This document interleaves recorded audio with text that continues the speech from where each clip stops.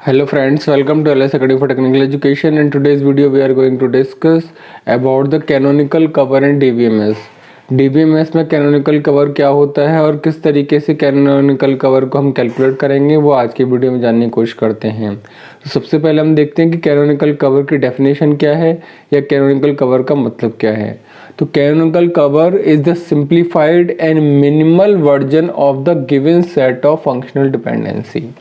अगर आपको कहीं भी किसी भी रिलेशन में सेट ऑफ फंक्शनल डिपेंडेंसीज दे रखी हैं तो हो सकता है कि उन सेट ऑफ फंक्शनल डिपेंडेंसीज में कुछ फंक्शनल डिपेंडेंसी ऐसी हों जिनको अगर हम रिमूव कर दें या एलिमिनेट कर दें तब भी आपकी जितनी भी रिलेशन है उसकी एग्जिस्टेंस बनी रहेगी, यानी कि उस रिलेशन में जो आफ्टर रिमूवल फंक्शनल डिपेंडेंसी बचेंगी उनसे आपके रिलेशन पर कोई फर्क नहीं पड़ेगा।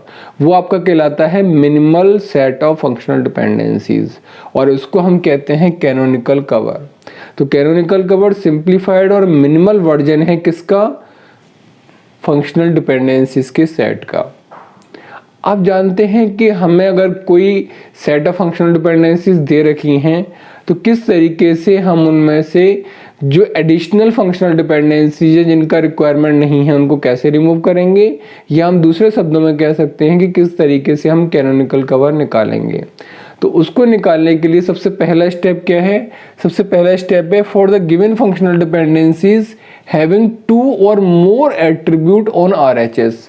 सबसे पहले हम क्या देखेंगे, कौन कौन सी ऐसी फंक्शनल डिपेंडेंसीज हैं जिनके राइट हैंड साइड में 2 या 2 से अधिक एट्रीब्यूट हैं। कौन सी ऐसी फंक्शनल डिपेंडेंसीज हैं जिनके राइट हैंड साइड में 2 या 2 से अधिक एट्रीब्यूट हैं। अगर उन फंक्शनल डिपेंडेंसीज के ऊपर हम क्या करेंगे, यूज डिकम्पोजिशन रूल।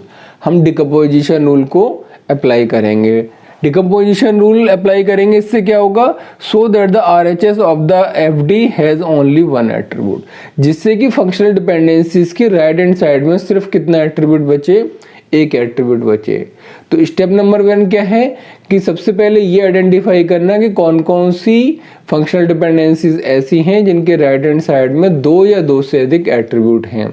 अगर हैं तो हम उस पर डिकम्पोजिशन रूल अप्लाई करेंगे और डिकम्पोजिशन रूल अप्लाई करने के बाद उन फंक्शनल डिपेंडेंसीज के राइट हैंड साइड में सिर्फ 1 एट्रीब्यूट बचेगा। जैसे हमने बताया कि मान लीजिए अगर इस टाइप से कोई रिलेशन कोई फंक्शनल डिपेंडेंसीज दे रखी है x टेंड्स टू YZ, इसका मतलब राइट हैंड साइड में कितने आपके एट्रीब्यूट हैं, 2 एट्रीब्यूट हैं। तो हमने क्या लिखा है, 2 या 2 से ज़्यादा अगर एट्रीब्यूट है किस साइड में, राइट हैंड साइड में, तो हम इस पर क्या कराएंगे, डिकम्पोजिशन रूल अप्लाई करेंगे। और ये क्या आ जाएगा, अगर आपको याद हो डिकम्पोजिशन रूल जो हमने पढ़े थे आपके इन्फ्रेंस रूल्स में, जो हमने प्रीवियस वीडियो में बताया था, तो वहाँ बताया था कि जो डिकम्पोजिशन रूल था उसमें हमने बताया था कि x टेंड्स टू अगर YZ दे रखा है तो इसको हम किस में ब्रेक कर सकते हैं, x टेंड्स टू Y और x टेंड्स टू Z। ठीक है, तो अगर मान लीजिए आपको दे रखा होता a टेंड्स टू BC तो हम उसे किस में ब्रेक कर लेते, a टेंड्स टू B और a टेंड्स टू C। ये आपका डिकम्पोजिशन कर लेते किन पर, जिनमें हमारे राइट हैंड साइड में 2 या 2 से अधिक एट्रीब्यूट दे रखे हैं। ठीक है, अब ऐसा करने के बाद हमें अगला स्टेप क्या करना होता, अगला स्टेप क्या करना होता कि फॉर फंक्शनल डिपेंडेंसीज हैविंग 2 और मोर एट्रीब्यूट ऑन LHS। पहले स्टेप में तो हमने ये देखा कि राइट हैंड साइड में किसके 2 या 2 से अधिक एट्रीब्यूट हैं, उस पर तो हमने लगा दिया क्या, डिकम्पोजिशन रूल। लेकिन स्टेप नंबर 2 में हम क्या देख रहे हैं, for the functional dependencies having 2 और मोर एट्रीब्यूट ऑन LHS। कौन कौन सी फंक्शनल डिपेंडेंसीज ऐसी हैं जिनके लेफ्ट हैंड साइड में 2 या 2 से अधिक एट्रीब्यूट हैं। अगर ऐसा है तो हम क्या करेंगे, we will determine the closure. जो भी ऐसी फंक्शनल डिपेंडेंसीज होंगे जिनके लेफ्ट हैंड साइड में 2 या 2 से अधिक एट्रीब्यूट हैं लेफ्ट हैंड साइड में, तो उनका हम क्या निकालेंगे, क्लोजर निकालेंगे। With FD considering and without FD considering. एक बार तो उस FD को कंसिडर करते हुए जो गिवन FD है जिसके LHS में 2 या 2 से अधिक एट्रीब्यूट हैं, उस FD को कंसिडर करते हुए कि अगर हम इसको मानते हैं कि भाई ये FD एग्जिस्ट कर रही है, ठीक है, क्या निकालेंगे, क्लोजर। और दूसरी बार कैसे निकालेंगे, विदाउट एफडी कंसिडरिंग, ये मानते हुए कि ये एफडी को अगर हम हटा दें या इसको कंसिडर ना करें तब हमारा क्या क्लोजर निकलेगा। यानी हम दो तरीके से क्लोजर निकालेंगे, एक तो उस एफडी को कंसीडर करते हुए और एक उस एफडी को बिना कंसीडर करते हुए, दो बार हम क्लोजर निकालेंगे और फिर चेक करेंगे रिजल्ट्स को। अगर क्लोजर सेम निकल के आता है दोनों केस में, यानी उस एफडी को कंसीडर करो या उस एफडी को कंसीडर मत करो, दोनों केस में क्या आ रहा है, क्लोजर सेम निकल के आ रहा है। इसका मतलब क्या हुआ, उसको कंसीडर करो उसको कंसीडर मत करो तब भी क्लोजर सेम है। इसका मतलब है we can eliminate the FD, उस एफडी की जरूरत नहीं है हमें भाई, अगर हम उसको हटा भी दे रहे हैं एफडी को तब भी हमारा क्लोजर सेम आ रहा है। इसका मतलब उस एफडी की नेसेसिटी नहीं है, तो we can eliminate the FD. लेकिन if closure is different in both cases, अगर हम एफडी को कंसीडर करते हैं तो क्लोजर अलग आता है, अगर एफडी को कंसीडर नहीं करते हैं तो क्लोजर अलग आता है। ठीक है, सेम नहीं आ रहा। क्लोजर अगर एफडी कंसीडर करेंगे तो क्लोजर और कुछ निकल के आएगा और कंसीडर नहीं करेंगे तो कुछ और निकल के आएगा। इसका मतलब है एफडी को अगर हटाने से फर्क पड़ रहा है, उस केस में हम क्या करेंगे, we will don't eliminate the FD. उस एफडी को हमें रखना होगा, वो हमारे लिए जरूरी एफडी है, उसके हटाने से हमारे क्लोजर पे फर्क पड़ रहा है। ठीक है, तो सेकंड स्टेप में ऐसी जितनी भी एफडीज होंगी उस पर ये रूल अप्लाई कर देंगे। लास्ट आता है एलिमिनेट द ट्रांजिटिव एफडीज। जो भी ट्रांजिटिव एफडीज होंगी उनको हम रिमूव कर देंगे। ट्रांजिटिव एफडी भी हमने आपको इन्फ्रेंस रूल में बताया था कि अगर कहीं इस तरीके से दे रखा है x tends to y, y tends to z, x tends to z, तो x टेंस टू y और y टेंस टू z से ही हम क्या निकाल सकते हैं, x टेंस टू z निकाल सकते हैं। x टेंस टू y दे रखा है, y टेंस टू z दे रखा है, तो y से y कैंसिल हो गया, x टेंस टू z भी आ सकता है।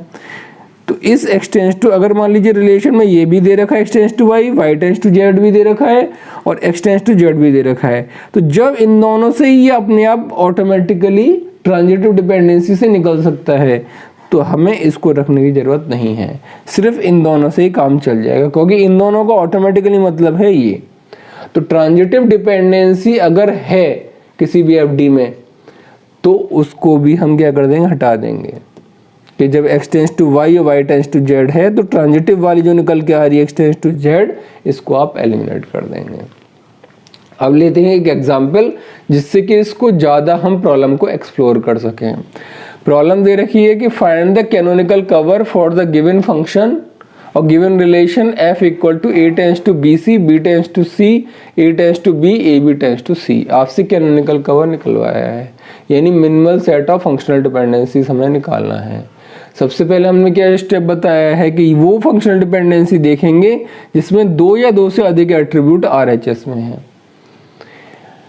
अगर आप इन फंक्शनल डिपेंडेंसीज पे नज़र डालें तो सिर्फ ये वाली फंक्शनल डिपेंडेंसी ऐसी है जिसके RHS में दो एट्रीब्यूट हैं, और किसी भी फंक्शनल डिपेंडेंसी के राइट हैंड साइड में नहीं है दो या दो से अधिक एट्रीब्यूट। सिर्फ इस वाली फंक्शनल डिपेंडेंसीज के राइट हैंड साइड में दो एट्रीब्यूट हैं।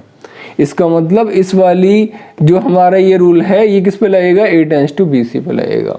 तो a टेंस टू bc पे जब हमने रूल लगाया तो हमारी क्या किस में डिकम्पोज हो गई है, a टेंस टू b और a टेंस टू c। यानी a टेंस टू bc की जगह हम क्या लिख देंगे, ये वाला लिख देंगे। ठीक है, लेकिन जैसे ही हमने a टेंस टू bc को a टेंस टू b और a टेंस टू c में डिकम्पोज किया तो हमें एक चीज़ और नज़र आ रही है कि बाकी बची रिलेशन क्या है, b tends to c, a tends to b और a b tends to c। अगर आप ध्यान दें तो a टेंस टू b और भी आ रहा है, जबकि यहाँ भी हम डिकम्पोज करने से भी हमें a टेंस टू b मिल रहा है। इसका मतलब है कि फिर हमें इसकी ज़रूरत है ही नहीं, डुप्लीकेसी हो रही है, फंक्शनल डिपेंडेंसीज की डुप्लीकेसी हो रही है, वो तो हमें रिमूव करना ही करना है। ठीक है, since there is same FD a tends to b also exist to eliminate one of them, तो हम क्या करेंगे, उनमें से एक को रिमूव कर देंगे। भाई दोनों एक जैसे एग्जिस्ट कर रही हैं, a tends to b, a tends to b, तो दोनों की जगह सिर्फ एक रखेंगे। तो इसको यानी कि स्टेप 1 को अप्लाई करने के बाद हमारा क्या रिजल्टिंग एफडीज आई, a टेंस टू bc का तो आगे a टेंस टू b और a टेंस टू c, वो हमने ये लिख दिया a tends to b, a tends to c, इससे जो निकल के आया। उसके बाद बी टेंस टू सी लिखा हुआ है, ये लिख दिया।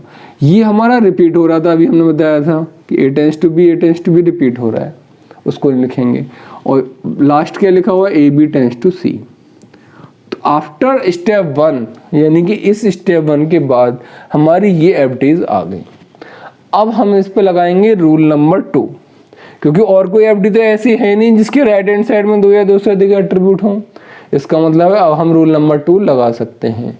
रूल नंबर 2 क्या कह रहा है, जिन फंक्शनल डिपेंडेंसीज के लेफ्ट हैंड साइड में 2 या 2 से अधिक एट्रीब्यूट हैं उनका क्लोजर निकालिए विद एफडी और विदाउट एफडी कंसिडरेशन।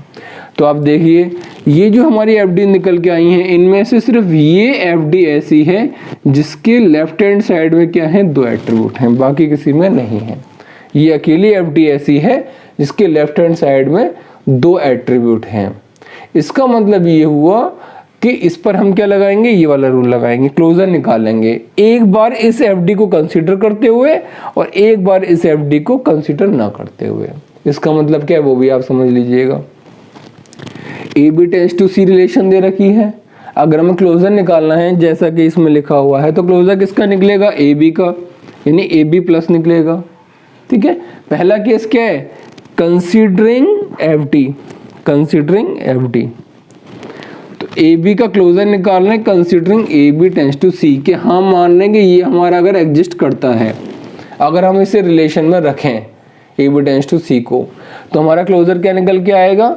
देखिए ए बी का क्लोजर कैसे निकलेगा, एक तो ए एट्रीब्यूट दे ही रखा है, बी एट्रीब्यूट भी दे रखा है, और A B tends to C relation से हमें कौन ऐसा एट्रीब्यूट और मिल गया, A B tends to C, C B attribute मिल गया।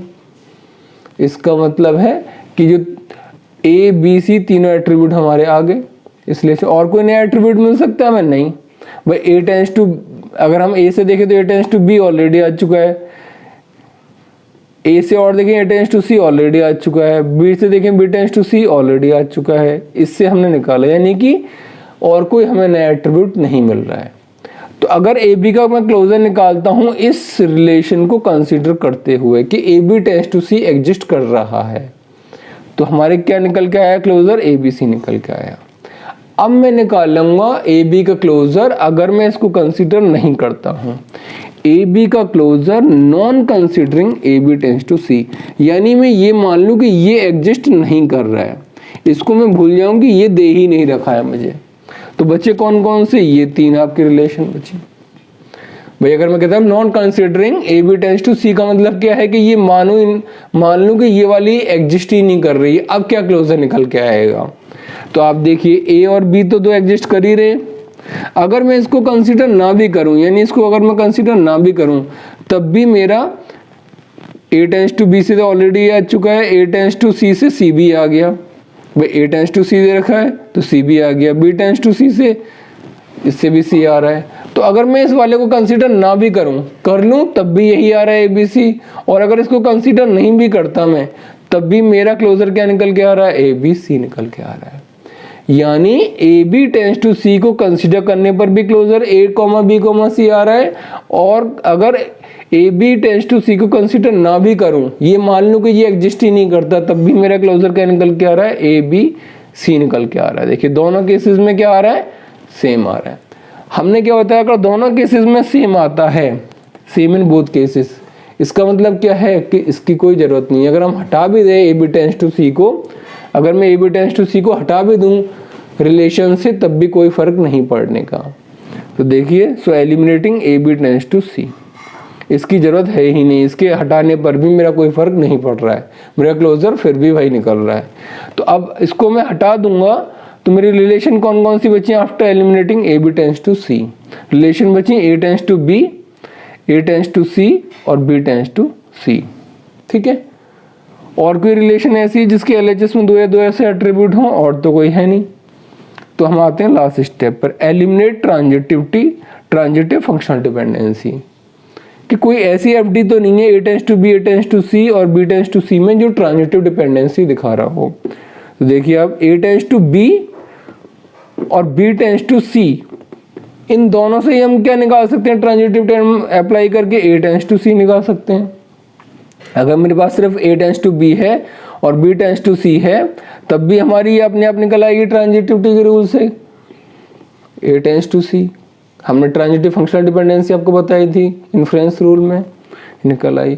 इसका मतलब है कि अगर मेरे पास ये ना भी हो A टेंड्स टू C, तभी मैं A टेंड्स टू B और B टेंड्स टू C से अपने आप ये निकल आएगी। तो A टेंड्स टू C मेरी क्या है, ट्रांजिटिव फंक्शनल डिपेंडेंसी है, जो इन दोनों से ही निकल आ रही है। तो जो ट्रांजिटिव डिपेंडेंसी है उसको मैं क्या कर दूंगा, एलिमिनेट कर दूंगा अपने आंसर से, एलिमिनेट ट्रांजिटिव एफडीएस। तो सिर्फ मेरे पास क्या बचा, अगर ये भी हट गई तो A टेंड्स टू B बचा और B टेंड्स टू C बचा। ठीक है, और कोई इसमें ट्रांजिटिव डिपेंडेंसी है और तो कोई है नहीं। इसका मतलब है कि यही मेरा फाइनल कैनोनिकल कवर है या minimal set of functional dependencies है। So this is your final answer. If you still have any doubt you can ask in the comment section. Thank you so much.